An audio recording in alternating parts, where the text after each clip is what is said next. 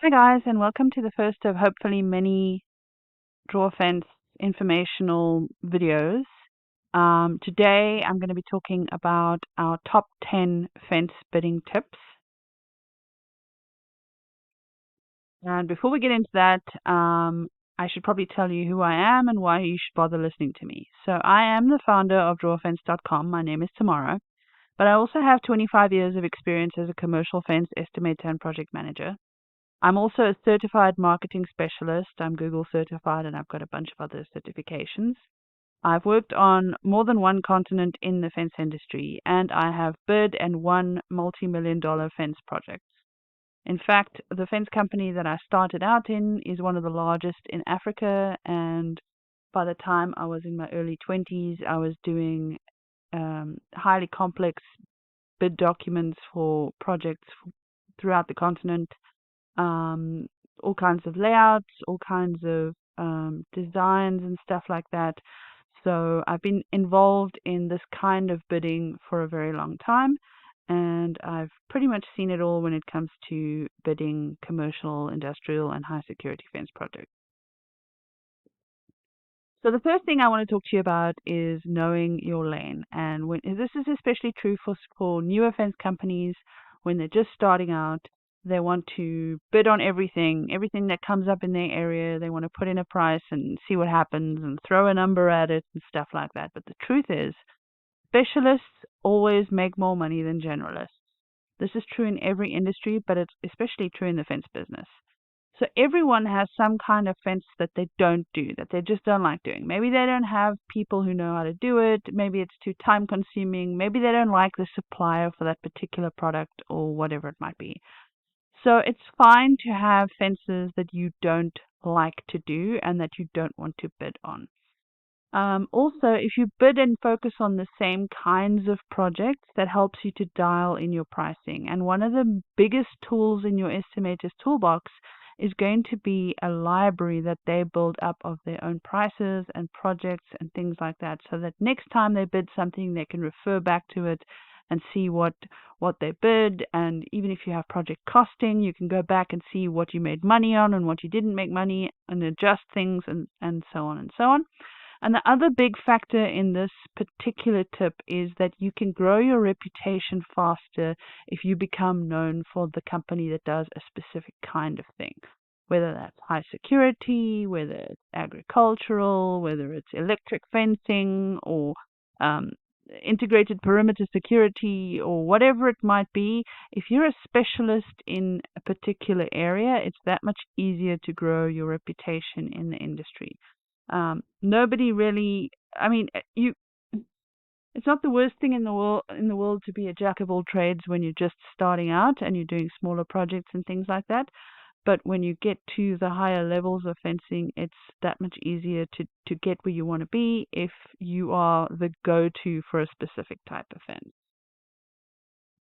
So the next thing you want to do when you start bidding commercial and industrial and high security fence project is don't aim too high too soon. We all want to go after the $1 million fence project, but if you're not a $1 million fence project company yet, all that's going to happen is you're not going to be able to get it done. It's going to be too slow. Your client's going to get upset. You're going to get a reputation in the industry for things that you don't want to have a reputation for. So only bid on projects that you know you can fund, that you have the financial capacity, whether that's through buying from suppliers who give you favorable terms or you have cash in the bank or something like that. Only bid on projects that you have the capacity for. So if you only have a couple of crews, you can't do a job that's got many, many miles of fencing that you're going to need so many different crews for and machines and things like that, unless you have the ability to hire those people, train those people, get those machines before you start the project. If you don't have the capacity to do it right now, leave it for a few years. There'll be another project, and don't risk your reputation on something that you can't complete on time, on budget, and to specification. And then only bid on projects that you have experience in. And this one's a bit flexible because fences are very similar. So if you've done something similar to the type of fence that you want to bid on, you might be able to get involved in that, or maybe you can do a joint venture with a company that has experience in a certain area that you might not have. Um, but you want to be very careful to make sure that you're only getting involved in things that you know you can complete. In the fence world, reputations can be shattered very quickly, and once that has happened, word gets around and it becomes very difficult to get any of the projects that you want to get. So it's better not to bid on something before you are absolutely ready to take it on, than to bid it, get it, and not deliver. The next thing you want to do is you want to make sure that you analyze bid documents early. So analyzing a bid document essentially means reading it from cover to cover, making notes of all the strange things and questions and things like that, and also taking note of whether it's something that aligns with what you do and how you do it. So you want to get your bid documents early so you have time before any site meetings. So you want to decide, because the site meetings aren't always close by to your office. It takes time to send someone out to site. It's time that they're not doing something else. So you don't want to waste time on something like that if you know you're not going to be able to bid the job or you don't want to bid the job. So get the bid documents early before any site meetings are happening. Make sure that you read through them. Make sure that you analyze everything and see whether it's the scope and the specification matches what you do, whether there's anything else that's weird in there that gives a bit of a red flag or anything like that, so that you have time to decide whether you're even going to spare the resources to go to the site meeting. So you want to analyze the most important parts of the document, and we're going to talk about that in a little bit. And then you also want to decide early whether you want to bid or not, because again, any time that you spend on anything, including bids and estimating and scheduling and stuff like that, is time that you're not spending on something else, and time is really money. So don't waste money on bids that you won't be submitting. Find out early. There's a saying in the world of entrepreneurship that you want to fail early.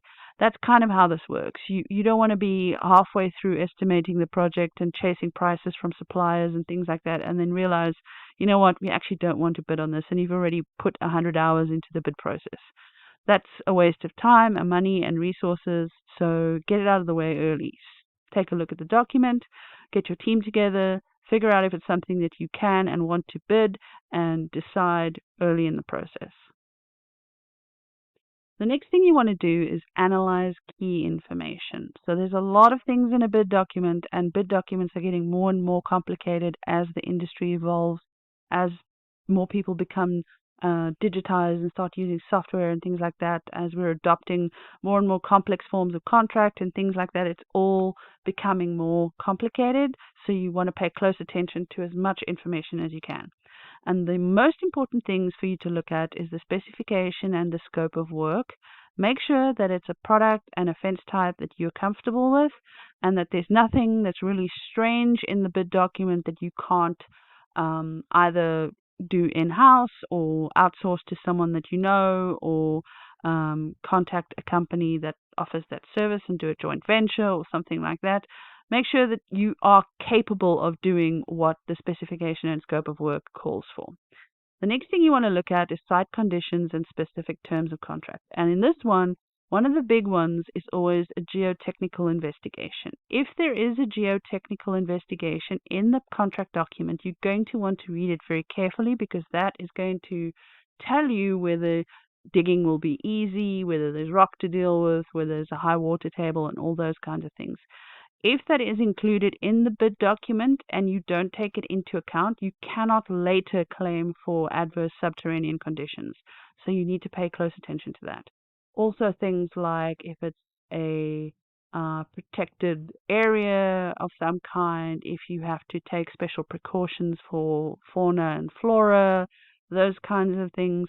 Any other specific terms of contract that might be a problem or that you want to pay close attention to, you want to take note of that. Maybe in North America you could be working on or close to indigenous land, and you'd need to have certain criteria met in order to do that. All of those things you want to pay close attention to when you're analyzing the information in a bid document. The next thing you want to look at is what the type of contract is. So most fence projects are progress build. So you would give a price for materials and labor, and as you progress through the contract, you would bill for those items. And if there's anything new that gets added, you would have a change order and those kinds of things. But not all contracts are like that. You could have a guaranteed maximum price contract where you cannot go over the highest amount that is bid. So your bid amount is written in stone forever. You could have a cost plus contract where you have to submit invoices and things like that to your client. You could have a labor only project where your client is actually supplying the materials for the contract and you're just doing the labor. So the type of contract will also play a big role in whether you want to do a project or not. Some fence companies like specific kinds of contract. A lot of fence companies prefer a lump sum contract. Myself, I'm partial to unit rates because I like to be able to adjust things as the contract goes on. But you want to think about that and what you like to do and how you like to manage your projects, because that's going to be a big part of it. Once it's written in a contract, that's it. You can't change it. Then the next thing you want to do is review companies who have drawn documents if available. So everybody always wants to know who they're competing against. So you want to go and find if there's a public list of who has drawn documents. Even if you do plan to bid on the contract, it helps you to know who you're competing against. There might be certain cases where you know for a fact that one company has a preferential pricing agreement with a supplier, and it's not very likely that you'll be able to win the contract because of that.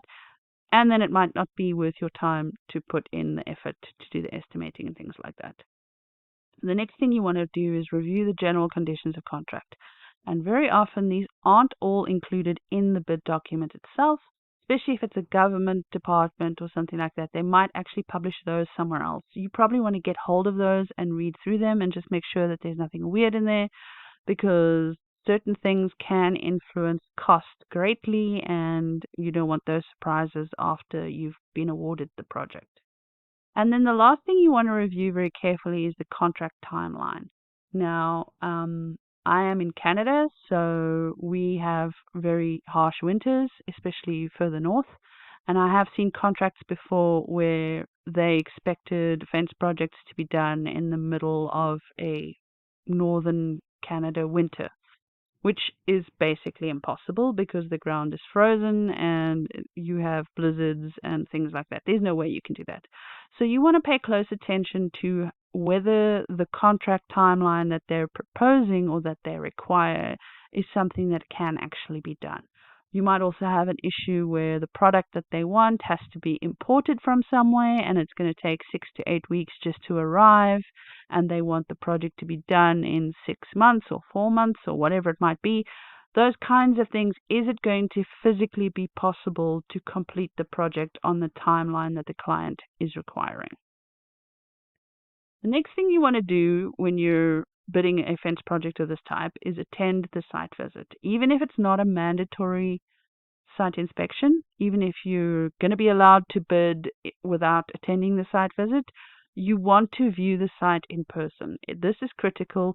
You cannot estimate a project properly if you haven't seen the site yourself, or at least had someone with enough knowledge to take notes and give you information view the site. So you could send someone else to do it, but they need to know what kind of information you need, and they need to bring that information back to you. The next thing you want to remember is that you always want to take pictures if possible. This might not be possible if you're doing a military site or something like that. Sometimes they do restrict that ability. I mean, there have been sites that I've gone to where I haven't been able to take pictures, nuclear power stations and those kinds of things. But if you're allowed to take pictures of things like slopes or access issues or any kind of features on the fence line that might impede your work or anything like that. You want to have pictures of that, and you want to make notes as soon as you get back to the office so that you have all of that when you start doing your estimating. The next thing you want to do is try and sign the attendance sheet last and take a picture or note who attends. So this is a trick I always do. I stand right at the back and I'm very unassuming and I want to know exactly who is there from which companies. So I try to sign last so that I can see who I'm up against again. And then while you're at the site meeting, get business cards and contact information from the client representatives that were on site. Very often it'll be someone like an engineer and an architect and a procurement official and those kinds of things. And being able to contact those people, or even make sure that their contact information is in the bid document, so that if you need to get hold of them to ask a question or something like that, you have that information available. The next thing relates to that, and that is submit your RFIs early. So requests for information during the bidding process almost always come up, and these can be very influential in changing the scope, the specification, and many other things on a bid document or on a project. So RFIs help you to clarify critical elements of the project. So that could be some information that's missing that is crucial to the estimating process. And you don't want to be scared to ask those kinds of questions. And you know, a lot of people think that they're going to be telling their competitors something by submitting an RFI or something like that. What this really does is it helps to ensure that everybody is bidding on an equal playing field, and that the client is comparing apples to apples and not apples to oranges, because a lot of that information won't be immediately apparent to someone who doesn't know fences when they're reading a bid document. So if you don't ask those questions and get it formally answered and make sure that everybody's bidding on the same thing, there might be people who are leaving things out or cutting corners or something like that. So you want to make sure that you get those things documented and you get it in writing and you make sure it's part of the bid package. And if you don't ask, you might be on the hook later. So there are cases where a client will say, well, you're an expert, you should have been able to see that. And then you get yourself into a big fight. And even if you win the fight later, that takes time, and time is money. Also, pay close attention to the question deadline and don't miss it. Very often the question deadline will be a week or more before the project is due to close, and that's to ensure that the people on the project team have enough time to respond, and if necessary to extend the bid deadline. But you have to make sure that all of your questions are in by that deadline. Sometimes they are very sticky about this, so even if you have a question after the deadline, they just won't answer it. So make sure you get all those things in before the deadline. And if possible, make sure that you do them in writing. Emails are usually fine these days, but there might also be a method or a process for submitting RFIs in the bid package. So look for that, and if there is one, follow what they have to say. The next thing you want to do in the bid process is find the mandatory requirements list. So this is becoming very common these days. Most bids at this level have a list of mandatory requirements, and they are not negotiable. So these are things that the client and their representatives require every fence company to answer or have or provide, basically. So these could be things like proof of insurance, proof of workman's compensation, certain certifications that you need to have, health and safety plans, quality assurance plans, all those kinds of things. It could also be proof of I've seen bid documents that have requirements to see your company financials. They want to make sure that you have the financial capacity to provide the service they're asking for. It could be references from customers of a similar nature or something like that. So you want to find and analyze these requirements before you start estimating and planning, because there might be something that you don't have that you need to get, or you need to figure out how to get around it. So if you don't meet all the requirements, figure out if you can offer an alternative. So an example of that would be if your public liability insurance doesn't meet the project requirements, it's a lower amount or something like that, you can say, if we are the successful bidder, we will increase our public liability insurance to meet contract requirements, and then get a letter from your insurance company stating that they are willing to increase that amount if you are awarded the project. Those are the kinds of things. So you want to have a solution already prepared and submit that with your document so that the adjudicators can see, right, even though you don't meet that requirement right now, you will meet that requirement before the project starts. And that can keep you in the running even if you don't meet everything 100%. Sometimes you can't get around it, so that's what you want to identify at this point. You want to see if there's anything that you can't get around. Probably not worth bidding the job. Wait for next time.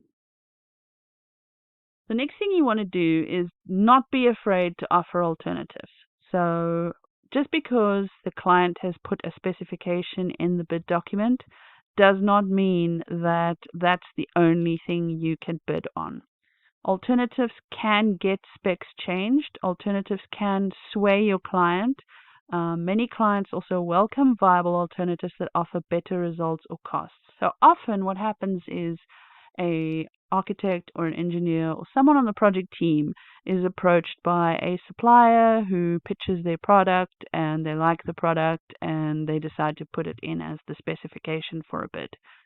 But as a fence professional, you know that there's a better product that's cheaper or easier to install or cuts labor costs or provides better security or whatever it might be that you think would be better for that project. And your client, they might not know that that product or option exists. So if you put it into your bid document, they might actually welcome it and go, okay, well, we didn't consider that. This is actually a better product. And then they might consider going with that product instead. An important thing is you can offer more than one alternative. So if you have an alternative that's cheaper and one that offers better security, you can offer both of those or multiple different options of everything. So you're not stuck with one alternative. You can offer as many alternatives as you like, but the important thing to remember is that you always have to bid the required specification first. So whatever they ask for in the document and whatever their price is, or whatever their price needs to be based on, you need to offer that original specification first before you add any alternatives.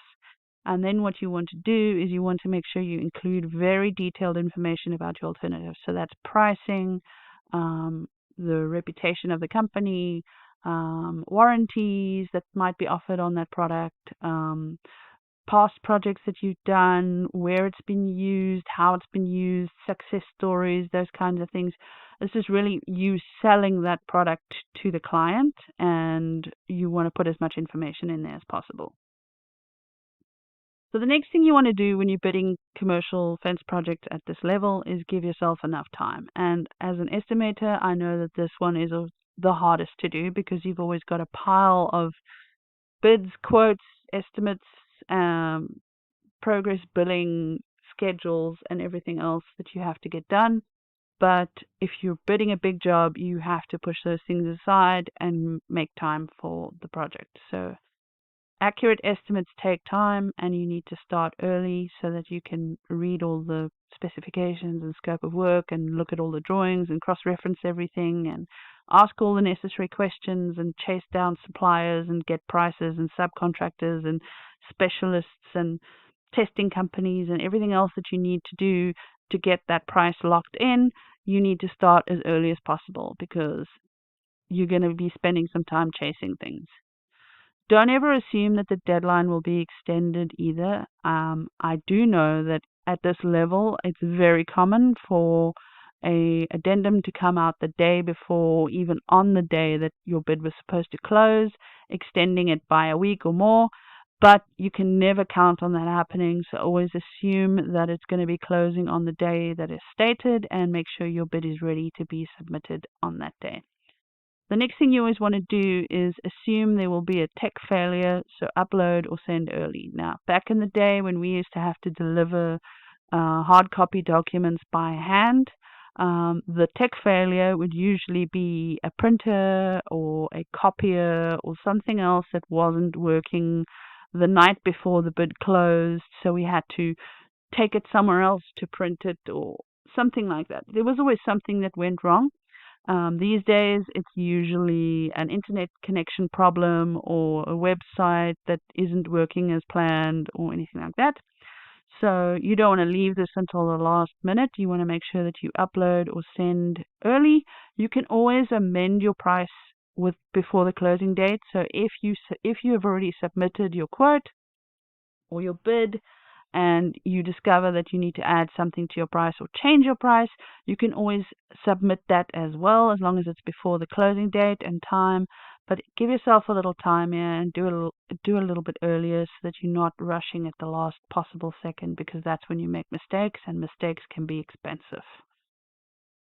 And the last and most important thing here is presentation matters. When you're working at this level, very often you and the other fence companies who are going to be bidding have a similar track record, you have a similar financial situation, you have similar connections in the industry and all that sort of thing. So it's not really easy for the person adjudicating this kind of bid to say, that's the company we want to work with.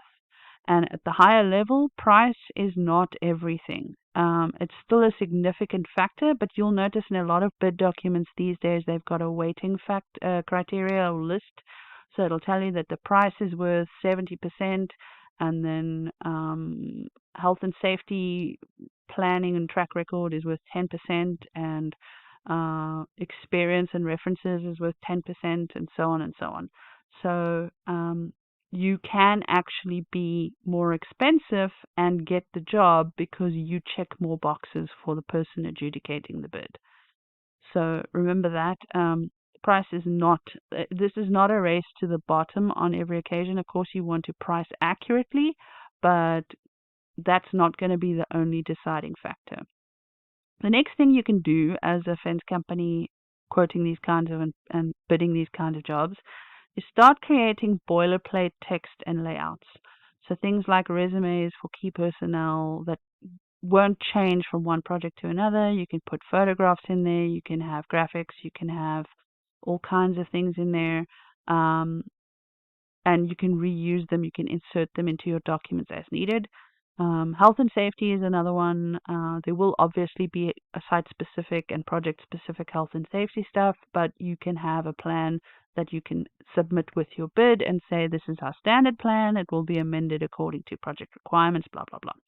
Quality assurance is the same thing, and then environmental management and all those kinds of things. These are things that are asked in most of the bigger fence projects out there. So having something ready to go that you can just edit and change as needed takes a lot of the time out of preparing a good bid proposal document. The next thing I like to do is include document templates if you have enough pages. Sometimes bid documents will tell you can only use 50 pages or whatever for your submission, so then you have to be really careful about what you include. But you could do templates for things like your change order process or your environmental management process or your warranties, those kinds of things.